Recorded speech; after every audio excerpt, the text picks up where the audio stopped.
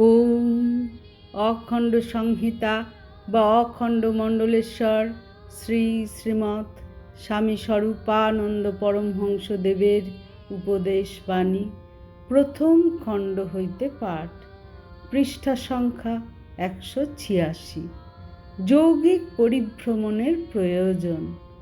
জনৈক ভক্ত জিজ্ঞাসা করিলেন, শরীরটার মধ্যে মনটাকে ভ্রমণশীল রাখায় লাভ কি?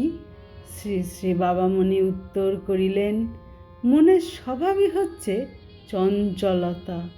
চতুর্দশ ভুবন ভ্রমণ করে বেড়ানোই তার নিত্যকার অভ্যাস। তাকে এক কথায় স্থির করতে গেলে তেমন হুকুম সে মান্য করে উঠতে পারবে না। এই জন্যই ভ্রমণের মধ্য দিয়ে তাকে ধীরে বিশ্রামের পথে আনতে হয়।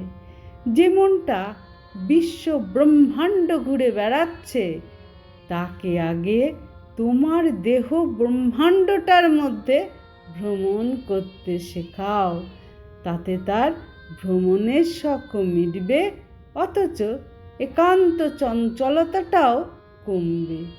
এইভাবে দেহের মধ্যে ভ্রমণ করতে করতে যখন তার কতকটা স্থির ভাব এসেছে দেখবে, অমনি লেগে যাও নাম জপে। হরি ওম।